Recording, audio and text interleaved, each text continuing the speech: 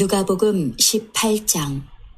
예수께서 그들에게 항상 기도하고 낙심하지 말아야 할 것을 비유로 말씀하여 이르시되 어떤 도시에 하나님을 두려워하지 않고 사람을 무시하는 한 재판장이 있는데 그 도시에 한 과부가 있어 자주 그에게 가서 내 원수에 대한 나의 원한을 풀어주소서 하되 그가 얼마 동안 듣지 아니하다가 후에 속으로 생각하되 내가 하나님을 두려워하지 않고 사람을 무시하나 이 과부가 나를 번거롭게 하니 내가 그 원한을 풀어주리라. 그렇지 않으면 늘 와서 나를 괴롭게 하리라 하였느니라. 주께서 또 이르시되 불의한 재판장이 말한 것을 들으라. 하물며 하나님께서 그 밤낮 부르짖는 택하신 자들의 원한을 풀어주지 아니하시겠느냐. 그들에게 오래 참으시겠느냐. 내가 너희에게 이르노니 속히 그 원한을 풀어주시리라. 그러나 인자가 올 때에 세상에서 믿음을 보겠느냐 하시니라. 오늘 함께 나누게 될 비유는 불의한 재판장의 비유로 알려진 내용인데요.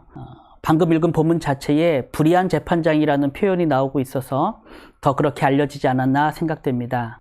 오늘 비유의 교훈은 애매하지 않고 그 교훈이 아주 분명한데요.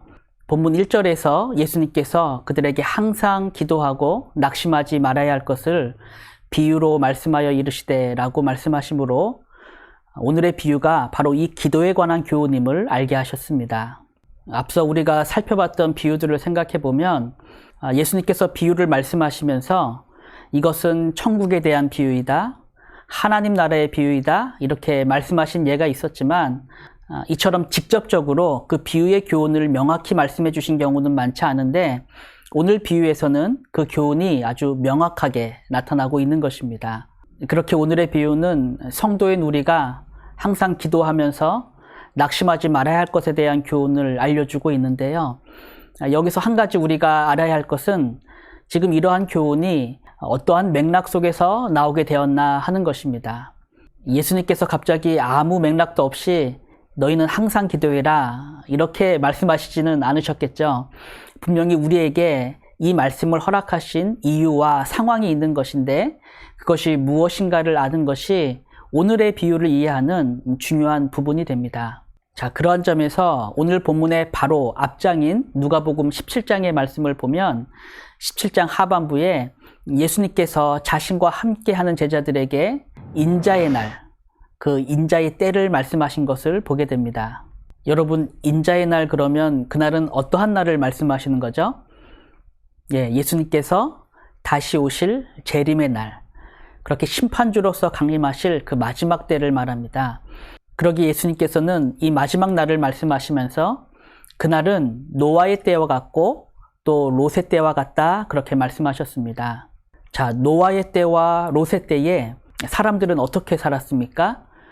누가복음 7장 27절에 보면 노아가 방주에 들어가던 날까지 사람들은 먹고 마시고 장가들고 시집갔다 그렇게 말씀하고 있고 또 롯의 때에 롯이 소돔 땅에서 나가던 그날까지도 사람들은 먹고 마시고 사고 팔고 심고 집을 지었다 그렇게 말씀하고 있습니다. 그렇게 마지막 날 최후의 심판의 날까지도 사람들은 그렇게 자신에게 임할 그 하나님의 진노를 알지 못한 채 자신이 살아왔던 그 모습 그대로 살아갔음을 성경은 증거하고 있는 것이죠. 오늘의 비유는 예수님께서 말씀하신 이 마지막 때와 관련해서 제자들에게 허락하신 교훈의 말씀입니다. 비록 이제 성경의 챕터는 17장에서 18장으로 넘어가지만 지금 이 말씀을 듣는 청중들은 동일합니다. 그렇게 아직 저들의 귀에 인자의 날에 대한 그 예수님의 엄중한 심판의 말씀이 그 귓가에 쟁쟁할 때에 예수님께서는 이제 이 불의한 재판장의 비유를 들어서 그 마지막 때에 믿음을 가진 너희는 항상 기도하며 낙심하지 말아야 할 것을 교훈하고 계신 것입니다. 지금 이것은 누가복음 21장 36절에 있는 예수님의 말씀, 이러므로 너희는 장차올 이 모든 일을 능히 피하고 인자 앞에 서도록 항상 기도하며 깨어있으라 하신 예수님의 교훈과도 이어지는 말씀이기도 합니다. 지금 이러한 내용을 생각하시면서 이제 본격적으로 오늘의 비유의 내용으로 함께 들어가 보도록 하겠습니다.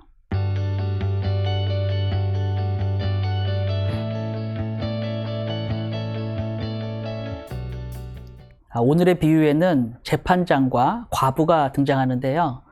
먼저 재판장에 대한 성경의 묘사를 보면 그는 하나님을 두려워하지 않고 사람을 무시하는 재판장이었다, 그렇게 말씀하고 있습니다.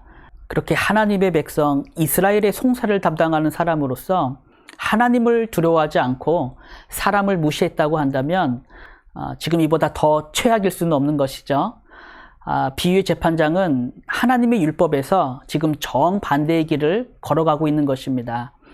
여러분께서도 잘 아시는 것처럼 하나님의 모든 율법은 하나님 사랑과 이웃 사랑으로 나타나는데, 오늘 이 비유의 재판장은 하나님을 두려워함도 없고 또 사람도 무시했다고 하니까 정말 율법의 교훈에서는 정반대의 삶을 살아가고 있었던 것이죠. 다만 한 가지, 이 재판장의 모습에서 그나마 긍정적인 모습이라고 한다면 지금 이 재판장은 자기 스스로가 그같이 내가 악한 자라는 것을 알고 있었다는 것에 그나마 긍정적인 모습이 있다, 그렇게 생각할 수 있습니다. 본문 4절에 보면 재판장이 자기 스스로 독백하듯이 말하는 장면이 나오는데요. 내가 하나님을 두려워하지 않고 사람을 무시하나 이 가부가 나를 번거롭게 하니 내가 그 원한을 풀어주리라, 그렇게 말하는 것을 보게 되는데요. 그렇게 비유 속의 재판장은 정말 불의했고 그 불의함을 자기 스스로가 알고 있었다는 것이 그나마 재판장의 모습에서 우리가 찾을 수 있는 어떤 긍정적인 모습이라 할 수 있는 것인데요. 하지만 실상 이러한 모습조차도 그렇게 큰 의미는 없는 것이, 그렇게 재판장에 있는 이러한 자기인식이 그로 하여금 자기가 짓는 죄에 있어서 조금이나마 주저하게 만들거나 혹은 후회하게 하는 그러한 모습으로는 전혀 사용되지 않았기 때문에 그렇습니다.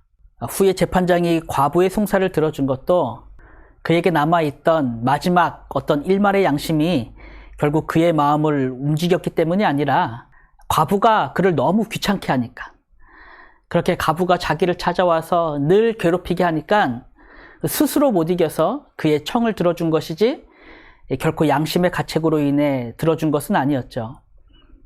그같이 오늘 비유에 나타난 재판장은 너무나 불의하고 오직 자신만을 생각했던 그런 재판장이었는데, 반면 과부는 그처럼 불의하고 악했던 재판장을 그렇게 계속적으로 경험하면서도 결국에는 또다시 그를 찾아가서 그를 붙들고 강구할 수밖에 없었던 아주 절박한 상황에 놓인 그러한 여인이었습니다. 본문 3절에 보면 한 과부가 자주 재판장에게 가서 자신의 원수에 대한 원한을 풀어달라고 애원했음을 보게 되는데요. 그 원한이 무엇인지 성경이 말하고 있지 않기 때문에 우리가 자세히 알 수는 없지만, 정황상 당시 과부라는 그 사회적 약자의 지위를 악용해서 그에게 부당한 억압을 하지 않았을까 생각해 볼 수 있습니다. 이 성경에도 보면 예수님께서 서기관들의 죄를 지적하실 때에 저들이 과부의 가산을 삼켰다, 그렇게 말하신 것을 볼 수 있는데요. 그렇게 사회적으로 지도자층에 있었던 서기관들이 그 사회에 가장 약자였던 그 과부의 가산을 삼키고 빼앗았을 때 그것이 얼마나 과부에게는 원한이 되고 또 아픔이 되었겠습니까? 이 오늘 비유에서의 과부도 바로 그와 같은 유의 억압을 당하지 않았을까 우리가 생각해 볼 수 있는 것인데요. 그같이 과부로서는 아무 힘도 없고 능력도 없었기에 재판장에게 찾아가 매달리는 것 외에는 아무 해결 방법이 없었던 것이죠. 하지만 재판장에게는 그렇게 자신을 찾아와서 매달리고 구했던 그 과부의 모습이 자신에게 너무나 괴로움이 되었던 것입니다.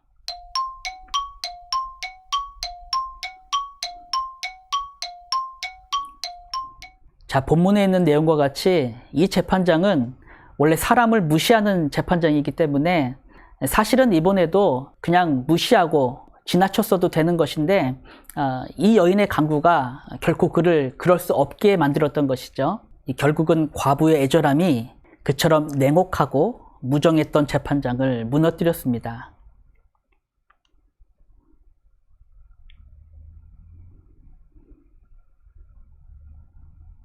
바로 여기까지가 오늘 비유의 내용인데요. 그럼 지금까지 이러한 내용을 통해서 우리가 배울 수 있는 교훈은 무엇일까요? 앞서 말씀드린 것처럼 이 비유는 항상 기도하면서 낙심하지 말아야 할 것을 교훈하는 비유라고 했으니까 오늘 비유의 여인과 같이 우리도 그렇게까지 포기하지 않고 간구하면 하나님께서 손을 드시고 응답하실 것이다. 하나님께서도 그러한 간구에는 응답하지 않을 수 없다. 이러한 교훈을 우리가 받을 수 있을까요? 물론 이러한 생각에는 맞는 측면이 있습니다. 특별히 오늘 비유의 초점을 간구하는 여인에게 포커스를 맞춘다면 그같이 끈질기게 기도했을 때 응답하신다는 그러한 적용이 맞아 보일 수도 있을 것입니다. 하지만 오늘의 비유는 그 초점이 과부가 아닌 그 과부의 간구에 응답한 재판장과 또 그 재판장과 대조되는 하나님께 있습니다. 지금 이 사실을 본문 7절의 말씀을 통해 알 수 있는데요. 앞서 6절의 말씀까지 예수님께서 모든 비유를 말씀하신 이후에 7절에서 이처럼 말씀하십니다. 하물며 하나님께서 그 밤낮 부르짖는 택하신 자들의 원한을 풀어주지 아니하시겠느냐. 자, 여기서 하물며는 지금 누구와 누구를 비교하고 있습니까? 불의한 재판장과 선하신 하나님을 비교하고 있습니다. 그처럼 불의한 재판장도 결국 과부의 원한을 들어주었다면 하물며 선하신 하나님께서 그 밤낮 부르짖는 택하신 자들의 원한을 왜 풀어주지 아니하시겠느냐 말씀하시는 것이죠. 그렇게 오늘의 비유는 불의한 재판장과 선하신 하나님이 서로 대조가 돼서 나타나고 있는 비유입니다. 예수님께서는 이 비유를 통해서 성도가 낙심하지 않고 항상 기도할 수 있는 이유를 우리에게 알게 하시는 것인데, 예수님께서 그같이 알게 하신 이유라는 것은 다만 기도하는 자의 간절함 때문이 아니라 정말 그 기도를 들으시는 분이 우리를 그리스도의 피로 구속하신 선하신 아버지시기 때문이라 그렇게 말씀하고 있는 것이죠. 진정 여기에 성도가 항상 기도할 수 있는 힘이 있는 것이고 또 낙심하지 않을 수 있는 용기가 있는 것입니다. 같은 누가복음 11장에 보면 예수님의 이러한 교훈의 말씀이 있습니다. 너희 중에 아버지 된 자로서 누가 아들이 생선을 달라 하는데 생선 대신에 뱀을 주며 알을 달라 하는데 정갈을 주겠느냐. 너희가 악할지라도 좋은 것을 자식에게 줄 줄 알거든. 하물며 너희 하늘 아버지께서 구하는 자에게 성령을 주시지 않겠느냐.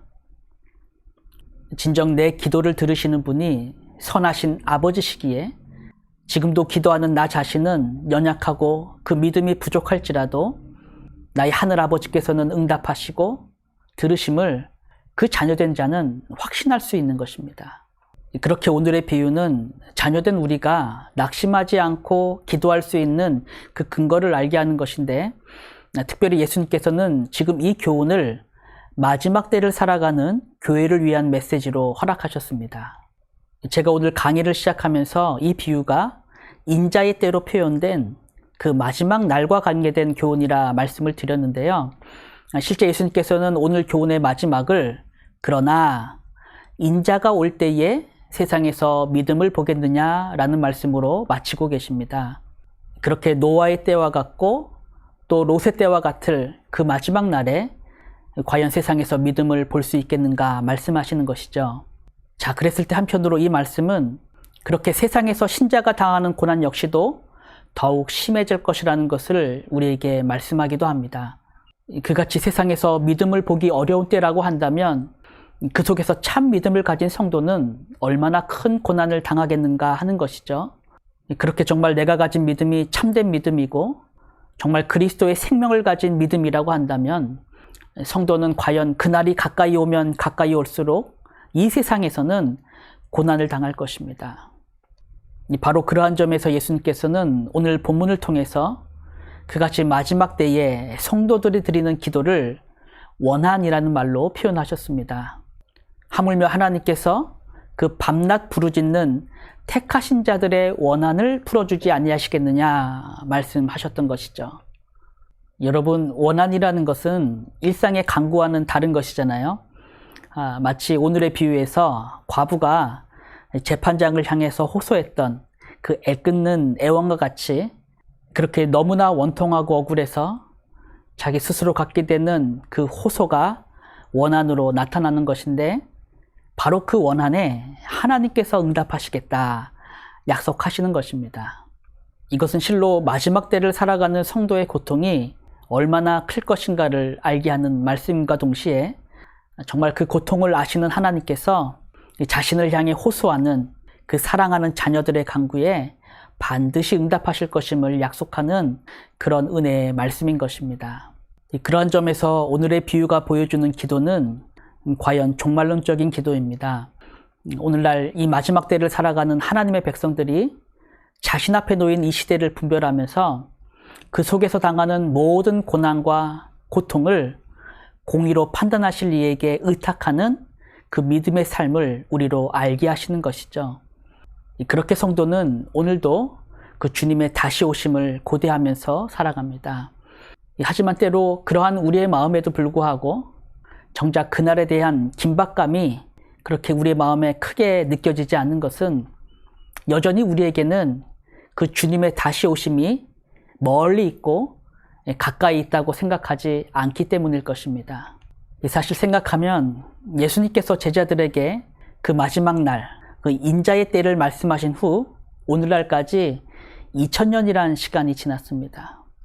초대교회 이후 수많은 성도들이 마라나타를 외친 지가 이제 2000년이라는 시간이 흘러버렸는데 그 시간 동안 과연 교회는 언제나 종말을 외치고 또 주님의 다시 올 날을 함께 이야기했지만 여전히 세상은 달라지는 것이 없고 그렇게 어느덧 그날에 대한 긴박감도 점점 우리의 마음에서 무뎌지는 것을 발견하게 되는 것입니다.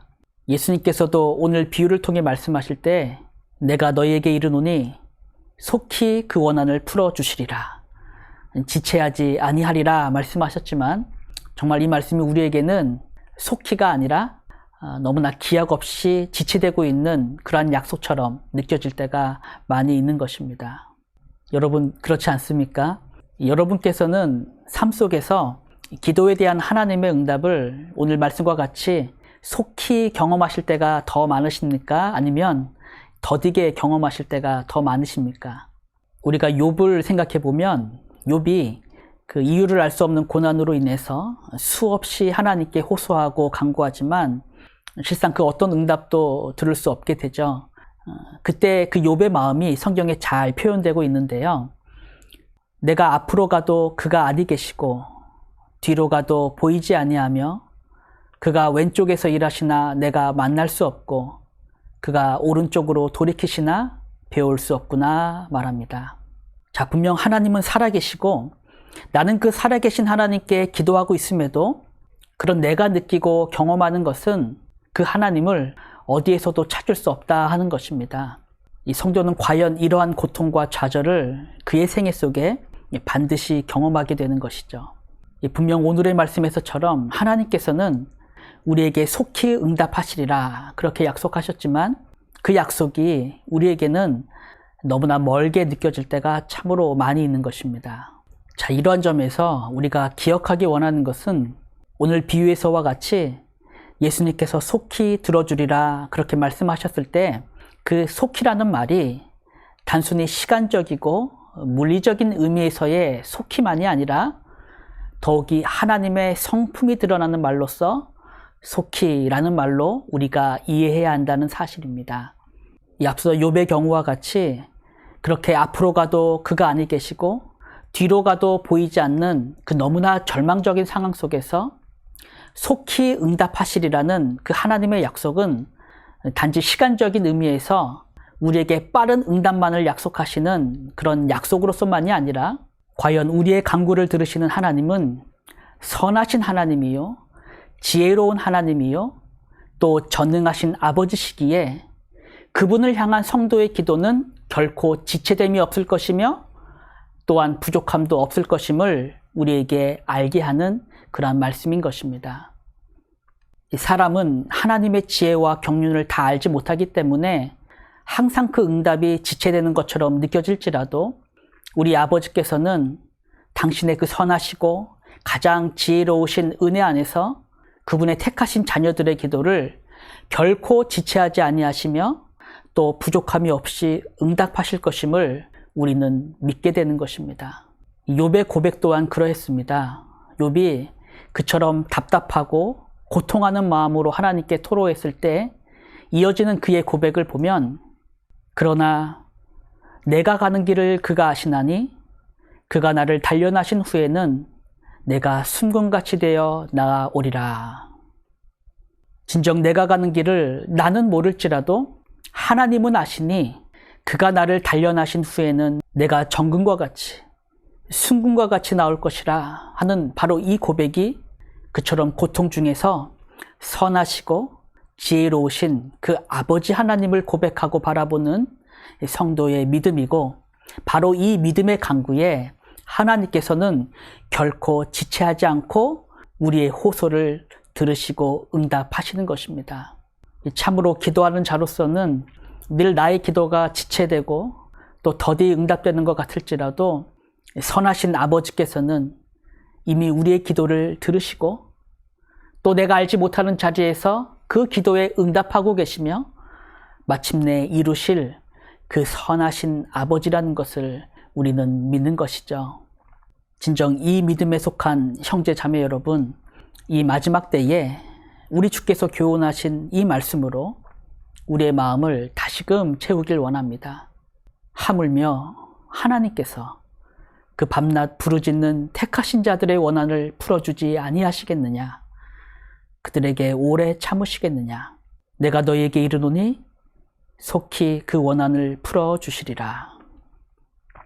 오늘 이 말씀이 진정 저와 여러분들을 다시금 기도의 자리로 인도하는 하나님의 복된 은혜의 말씀이 되기를 진심으로 간구합니다.